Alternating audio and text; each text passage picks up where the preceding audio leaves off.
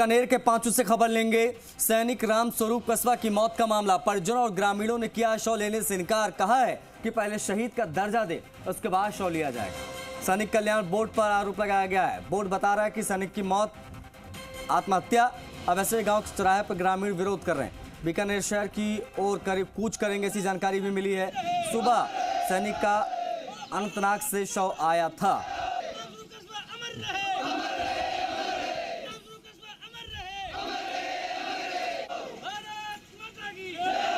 तस्वीर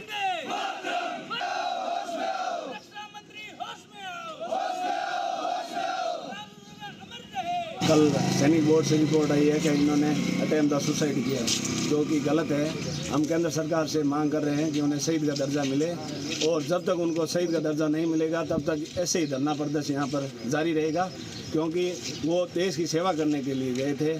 हमारे एक लोकल गांव से उन्होंने जाकर वहाँ अपने देश की रक्षा के लिए गए। आज उन्हें कह रहे हैं अटेम्प्ट ऑफ सुसाइड कर लिया। ये हमें मंजूर नहीं है। ये सब युवा जब तक संघर्ष करेंगे जब तक उनको शहीद का दर्जा नहीं मिलेगा।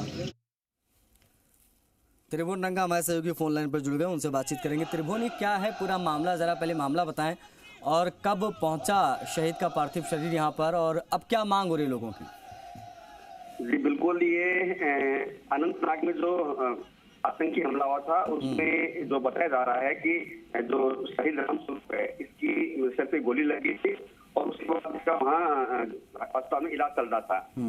परसों इनका देहांत हो गया। इसकी खबर का बीकानेर में आई, सभी जगह गमगीन माहौल हो गया। कल रात को इनका शव आना था, सुबह इनका शव आया। लेकिन जब परिजन और जो जनप्रतिनिधि है वो वहाँ पहुंचे तो उनका ये आरोप है कि सैनिक कल्याण बोर्ड जो बीकानेर का है, जिला सैनिक कल्याण बोर्ड, उन्होंने इसे आत्महत्या का मामला बताया है। इसको लेकर उन्होंने रोष व्याप्त है। उनका कहना है कि ये शहीद हुए हैं। हालांकि आधिकारिक कोई पुष्टि नहीं, लेकिन जो परिजन कह रहे हैं वो कह रहे हैं जो यूनिट के इनके साथी थे वो कह रहे थे ये जो फायरिंग हमला हुआ था उसमें शामिल थे और उसमें इनको गोली लगी थी।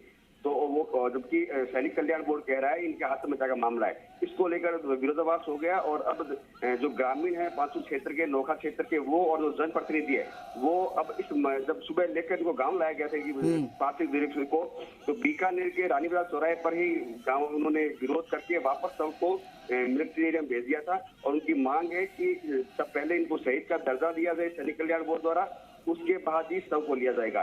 सूचना ये भी है कि जो 12-1 बजे इनका जो बड़ा विशाल प्रदर्शन होने वाला है बीकानेर में, सभी ग्रामीण जो बीकानेर रवाना हो रहे हैं तो वहाँ प्रदर्शन करेंगे। और ऐसी भी सूचना है कि शायद नहीं, जब यूनिट के लोग त्रिभुवन जब यूनिट के लोग कह रहे हैं कि गोली लगी थी, तभी बोर्ड ये कहाँ से कह रहा है कि आत्महत्या के प्रयास का ये पूरा मामला है, और वो किन बेसिस पे ये बातें कर रहे हैं? क्योंकि उनकी इन बातों से विवाद बढ़ रहा है और ये बवाल बढ़ता जाएगा जिस प्रकार के लोग आक्रोशित दिखाई दे रहे हैं। जी बिल्कुल, हालांकि आधिकारिक रूप से जो सेना के अधिकारी है वो बात नहीं कर रहे हैं। अभी तक जो परिजन है उन्होंने बात की है।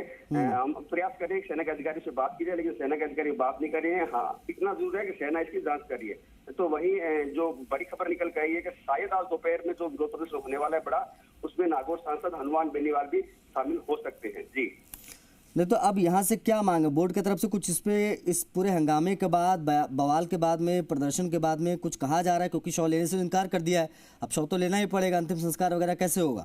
उनका कुछ कहना है इस पर? कोई प्रतिक्रिया आ रही है कि नहीं आ रही है अब तक? अभी तक बोर्ड की तरफ से कोई प्रतिक्रिया नहीं आई है और हम लगातार प्रयास करेंगे बोर्ड के अधिकारियों से संपर्क किया जाए। हालांकि वो मीडिया के सामने भी नहीं आ रहे।